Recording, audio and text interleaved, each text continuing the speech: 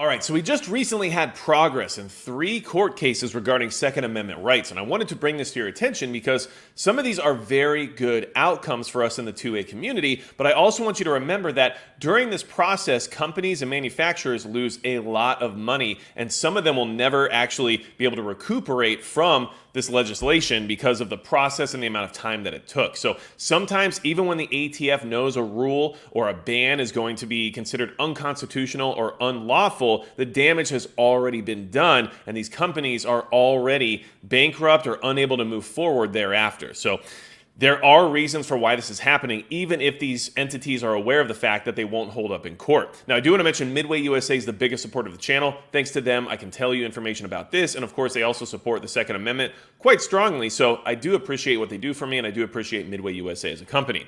Now, first off, we have the Supreme Court rules ban on gun bump stocks is unlawful. This is from NBC News. In a loss for the Biden administration, the Supreme Court ruled Friday that a federal ban on bump stocks, gun accessories that allow semi-automatic rifles to fire more quickly, is unlawful. In a 6-3 ruling on ideological lines, with the court's conservatives in the majority, the court held that an almost 100-year-old law aimed at banning machine guns cannot legitimately be interpreted to include bump stocks, which I think we can all agree on. They're not machine guns, they are just accessories. Writing for the majority, Justice Clarence Thomas said that a firearm equipped with the accessory does not meet the definition of machine gun under federal law. I think that's very obvious, but be aware that this all started in 2017 with the Trump administration, which means this takes what, 7 years to find its way all the way to the Supreme Court, which means any businesses that were engaged in manufacturing, producing, or selling bump stocks have lost all of that revenue during this time. So I would say the damage is already done, but at least in the sense of being reasonable and constitutional in the court system, we are winning as the 2A community. Now, here's the part that I also find very interesting. The ruling prompted a vigorous dissent from liberal Justice Sonia Sotomayor. When I see a bird that walks like a duck, swims like a duck, and quacks like a duck, I call that bird a duck, she wrote in reference to bump stocks enabling semi-automatic rifles to operate like machine guns. Sotomayor also took the rare step of reading a summary of her dissent in court. Now, this is a Supreme Court justice, and I'm sorry, but this is not logic. You can't apply this logic to things just because that's what you like to assume. If a penguin was to walk like a duck, swim like a duck, and quack like a duck, it would still be a penguin. It would not be a duck. So for someone who holds this position of authority in our country, I find their thought process regarding logic to be ridiculous. So that's where we're at on that. Now, let's move forward. We have another victory that we're going to discuss here about the pistol brace rule. Now, the pistol brace thing has been going on for quite some time as well. Obviously, there was a lot of contention about this entire scenario where the ATF was basically trying to say a pistol brace constitutes a stock, which means you have a short-barreled rifle, and if it's unregistered, you are then in violation of the NFA. The U.S. District Court judge vacates ATF's AR pistol brace rule. This is from Breitbart. Just so you know, this isn't just about AR pistols. This is about pistol braces as accessories on whatever platform you might attach them to. But this is how they wrote the article, and this is what I wanted to share with you, okay?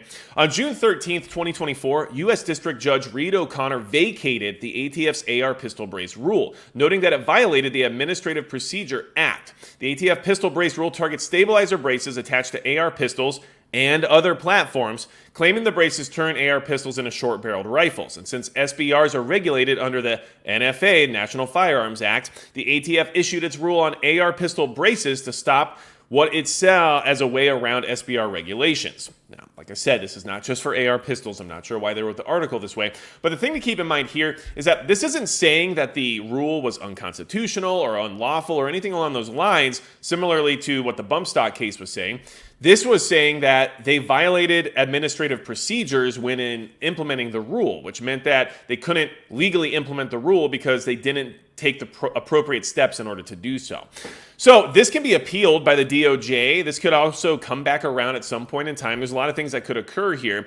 But in general, what they're saying is that on June 13th, 2024, Judge O'Connor vacated the entire rule on the grounds that it violates APA procedural requirements. He explained that no intermediate decision would suffice, writing, "An illegitimate agency action is void ab initio and therefore cannot be remanded as there is nothing for the agency to justify." So they violated their own procedures when it came to implementing the rule, which made it void. Now, like I said, this could come back around or whatever else might happen. And I also want to mention that some people are talking online, especially on Reddit, about whether or not this would make the pistol brace amnesty period invalid, or anybody who did register a braced firearm as an SBR during that time may have to come back around now and either lose that status or pay that tax or whatever it might be. And from my understanding, the way it works is that once it's registered as an SBR, it is now registered as an SBR. The tax was waived before it would have been collected, in the sense of when you would have had to pay it in order to register properly, which means it can no longer retroactively be collected by the ATF. So there is no opportunity for the government to come back and try to take that money from you. But there's a lot of speculation and concern there, which I understand, but I think that it's misguided and that it's not really something you have to worry about in case you did use the amnesty period. And if you didn't, and you were one of the patient ones who knew that this wasn't going to work out in the long run anyway, as of right now, braces are not an issue and we're still good to go in that department, which is a win in many ways, especially for those who don't feel the need to register their firearms with the ATF. Now, these are good wins. We're doing good here, but we have to keep it going, okay? So the third win that we recently had is not being talked about as much, but it is substantial, and it's something that you should be aware of. Judge blocks Biden administration from closing gun show loophole in Texas and 3 other states. So the ATF and the Biden administration was trying to say that people who are engaged in the business of selling firearms would have to use background checks and everything else like an FFL would have to, and they're trying to change the rules about what was considered to be engaged in the business of selling firearms. And from someone like myself who lives in North Dakota, we don't have to go through all these different background checks and everything else when we sell firearms privately. It's something that's just between you and an individual, which in my opinion is the way the Second Amendment is supposed to work. But if they change the rules to a point where someone like myself trying to sell a firearm off in order to invest in a new one, to try new things out or to see if there's something I like better, well, they might force me to get an FFL, which then creates an entire situation of running a business and getting audited and everything else related to that. And we also know the ATF right now has a zero tolerance policy for FFLs making mistakes, which would then basically shut down every normal person in America, because not many of us can keep track of all the requirements that they would place on us at that point. So this is from CNN, so you know that this bias is going to be heavy. A federal judge has temporarily blocked the Biden administration from enforcing a federal rule in 4 states that requires people who sell firearms online and at gun shows to conduct background checks on their potential customers. In a preliminary injunction issued Tuesday, U.S. District Judge Matthew Kaczmarek said the Bureau of Alcohol, Tobacco, Firearms, and Explosives cannot enforce the rule intended to close the so-called gun show loophole in Texas, Louisiana, Mississippi, and Utah. So if you're in one of those 4 states, you're protected as of right now. Everyone else is still subject to some of these issues that are being pushed upon us. The injunction also temporarily prevents enforcement of the federal rule against several gun rights groups and an individual gun owner in Texas who are also part of the lawsuit. Okay, so this is very much like the original pistol brace injunction, where it only covered members of GOA and some other organizations as well. This law has the same thing going for it in that regard, thanks to this judge, which means that there's still more litigation to occur here before we get a finality in the sense of whether or not it will be implemented on a nationwide scale or not. But regardless, these are wins for the Second Amendment. These are wins for those of us who are trying our best to maintain a sense of legality while also, well, exercising our Second Amendment rights.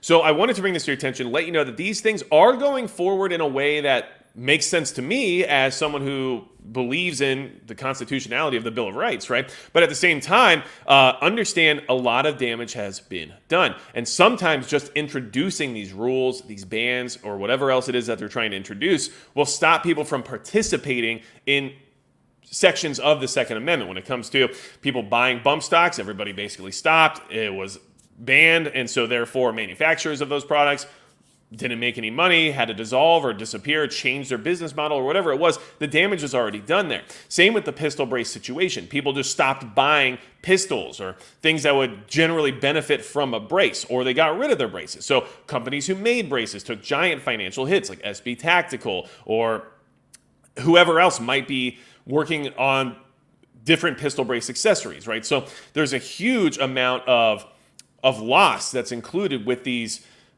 pieces of legislature as well as these rules and implementations that don't actually have any legislative backing and are just arbitrarily written up by these entities like the ATF. So the damage has been done, and that's why they do these things knowing they're going to lose anyway. But regardless, at least once we're hitting the court, we're still moving in the right direction, which means there may be some hope that things eventually continually progress towards a positive outcome for the Second Amendment and everything else related to it. But be aware of the fact that in the meantime, a lot of damage is being done. So let me know your thoughts down below. If you think that these are actual wins, if you think these are going to eventually create a finality of sorts, especially when it comes to things like the pistol brace ruling being vacated rather than it being determined unlawful. It allows for more doors to be open in some ways, but also, at least for now, shows that the rule itself never had a chance of being properly implemented. So we have wins. We just need to make sure that they maintain the status of being a win and don't eventually turn back into a loss, right?